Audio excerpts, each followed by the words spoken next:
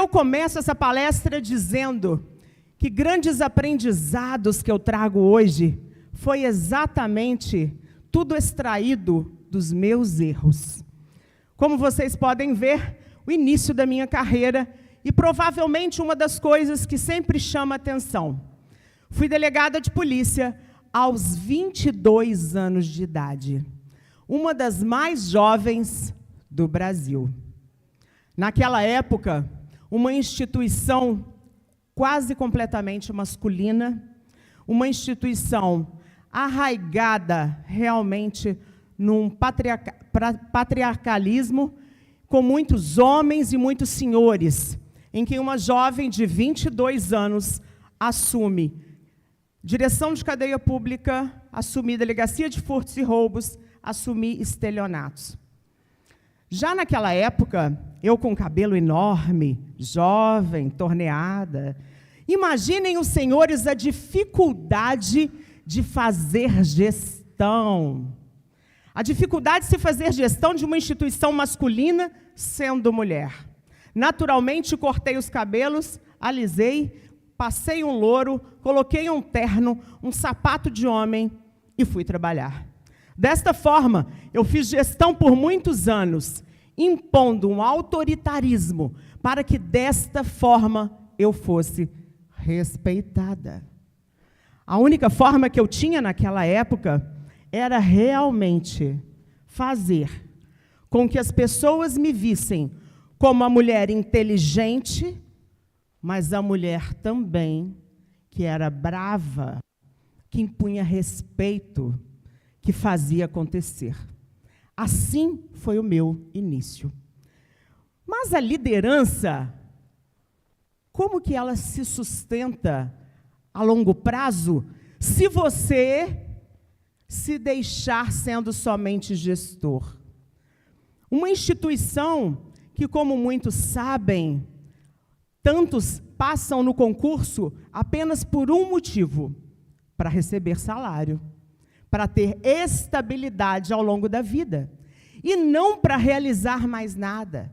Não é por vocação, é simplesmente pela vontade de ter estabilidade. Se eu permanecesse naquele cenário de autoritarismo, definitivamente a vantagem que eu teria sobre outros não existiria, porque a maioria dos que trabalhavam naquela época eram, sim, gestores, eles eram administradores, delegados, mas não líderes. Então, eu percebi que, com o aprendizado que eu tive, eu precisava desenvolver um método. Isso há 20 e tantos anos atrás, porque eu já aposentei tem 5 anos, nos anos de 90 ainda. Naquela época, quando eu percebi que eu precisava mais, porque eu não estava realizando as coisas, me virou a chave, aonde eu sabia que eu tinha necessidade de mudar a mentalidade dos meus colaboradores e dos meus liderados. E é isso que eu trago hoje para vocês. Essa é a minha promessa. Eu quero que vocês saiam daqui hoje entendendo que com algemas a gente não consegue ter produtividade do funcionário, do seu colaborador, do seu servidor. A algema, ela não é para segurar o seu funcionário na cadeira para que ele faça o trabalho. A liderança tem tudo a ver com dinheiro. Imagine você, empresário, se você não tem um líder que luta por você e que faz somente o básico, você está deixando dinheiro na mesa. O líder que acha que o funcionário tem que cumprir obrigações, esse que não estimula os seus liderados, ele deixa de ganhar, ele deixa de lucrar. E foi assim essa minha mentalidade, lá atrás, desde os anos 90 e dos anos 2000, em que eu percebia que aqueles servidores que comigo trabalhavam, se eles não entendessem que a gente precisava de trabalhar direcionando para realmente não era lucro, mas era produtividade, nós não teríamos êxito. E se eles não fizessem isso, sabe quem não teria o êxito? Eu. Então, no caso, eu era a empresária da época. E sabe quem não teria o resultado? O povo. Porque o nosso trabalho era para o povo.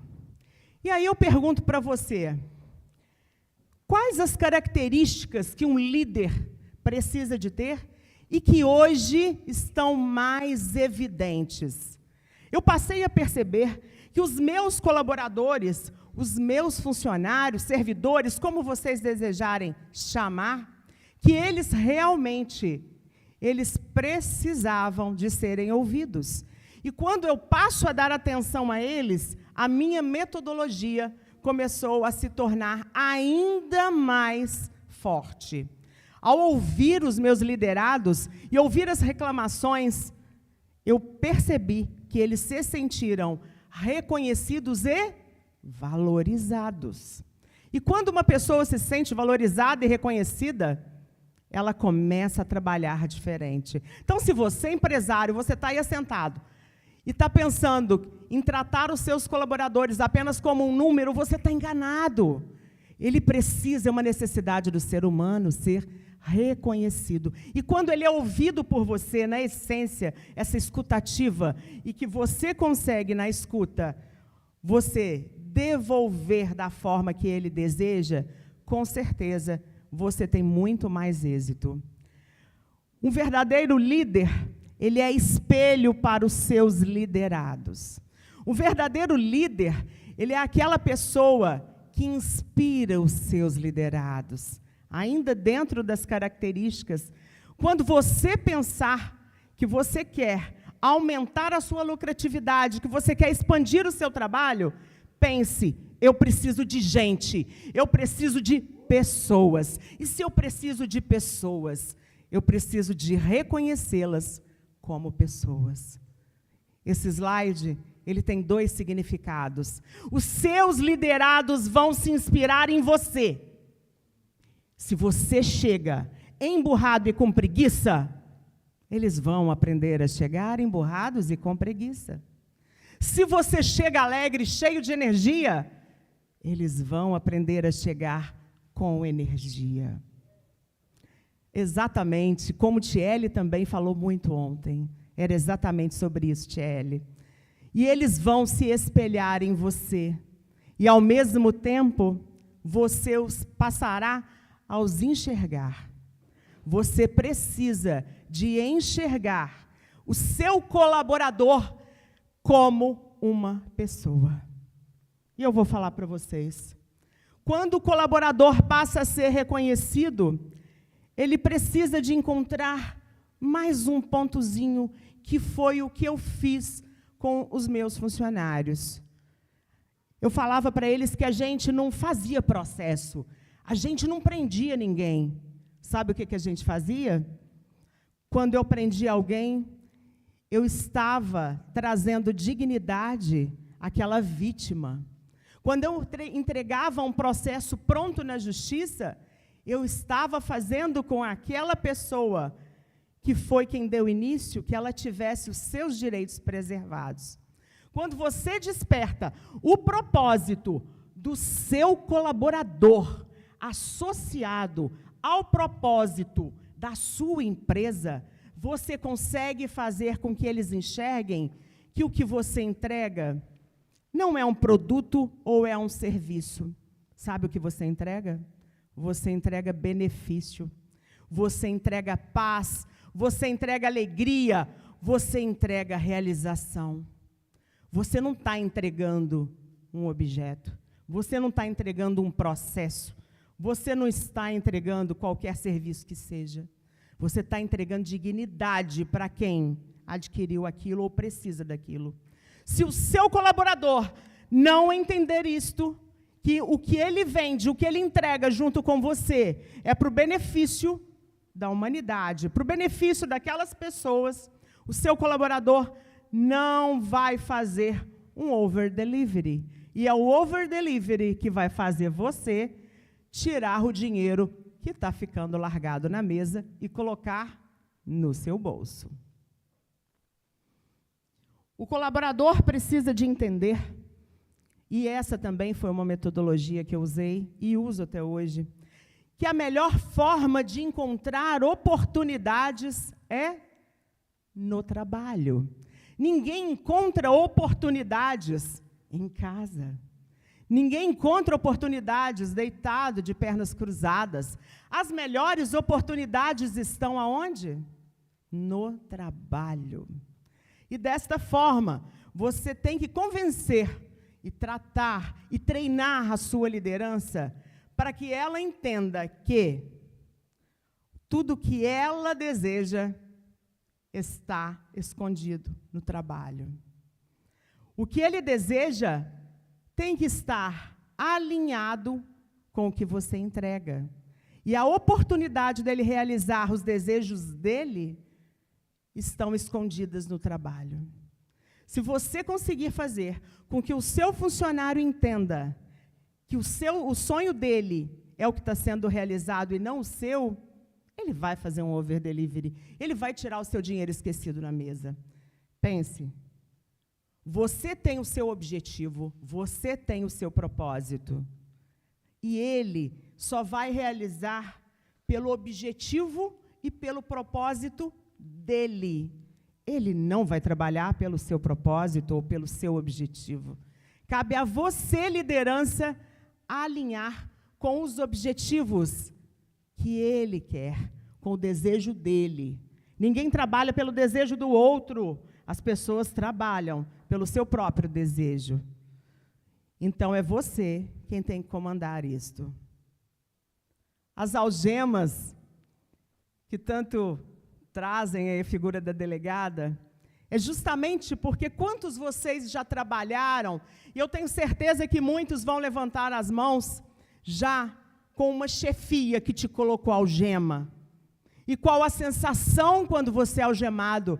Você quer largar, você quer se soltar, você quer ir embora, você não quer ficar, você não quer trabalhar, você não quer produzir. Porque a algema, ela te trava.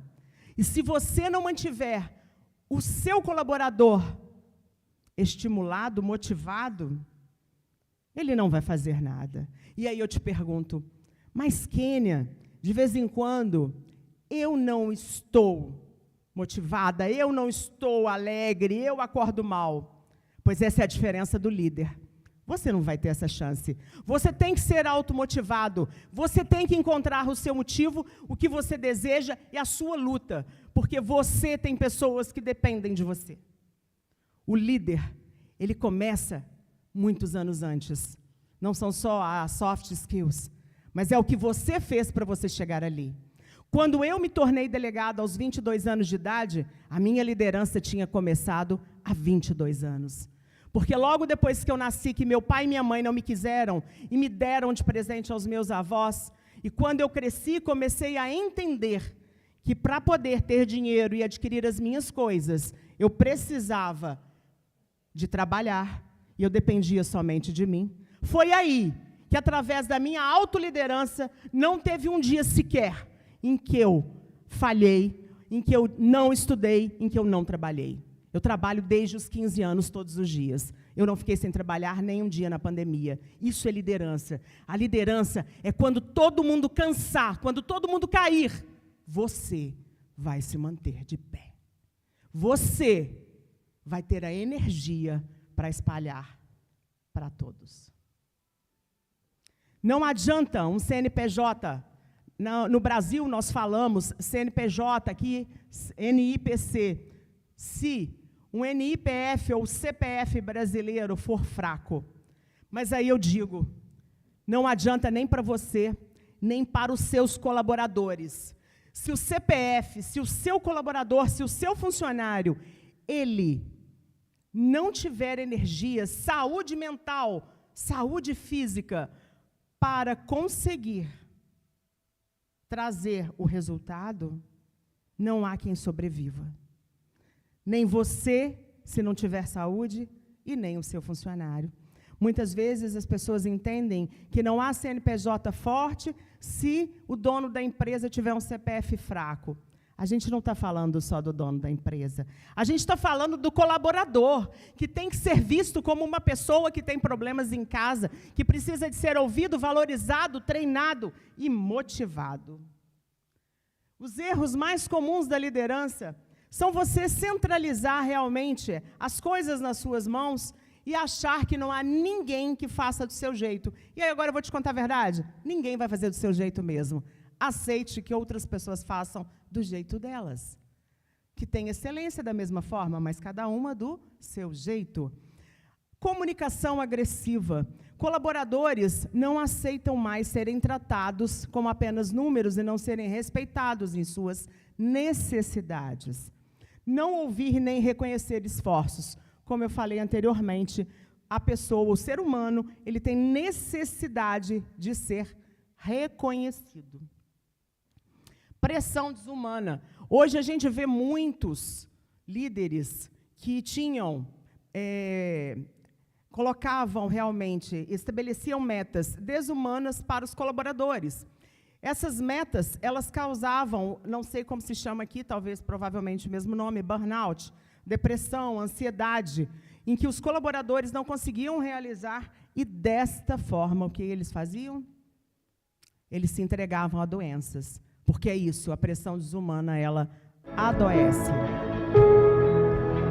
Mas por que eu falo de você realizar os seus sonhos e dos colaboradores realizarem os seus sonhos? Porque todo mundo tem uma vontade na vida, que é ter tempo, organização e dinheiro. Todo mundo, quando tem uma empresa, quando funda uma empresa, cria um negócio, ele quer organização, tempo e dinheiro. Para quê? Para viver momentos assim. Para viver momentos em que você possa viajar pelo mundo, estar com a sua família, em todos os lugares que você deseja e da forma como você deseja. Quando você pensar no seu colaborador, ele também tem os sonhos dele. Ele também deseja viajar, ele também deseja estar pelo mundo com a família. Dê valor a esta pessoa. Dê valor a quem está fazendo o seu negócio crescer. Porque o seu desenvolvimento da sua empresa e do seu negócio depende dessas pessoas. As pessoas, elas vão esquecer tudo que você fez. Elas vão esquecer o que você fez e o que você disse. Definitivamente todo mundo esquece isso tudo. Mas as pessoas jamais esquecem uma coisa: como você as fez se sentir. Se você consegue fazer com que aquela pessoa se sinta valorizada, reconhecida, ouvida, ela sempre estará ao seu lado. Muito obrigada.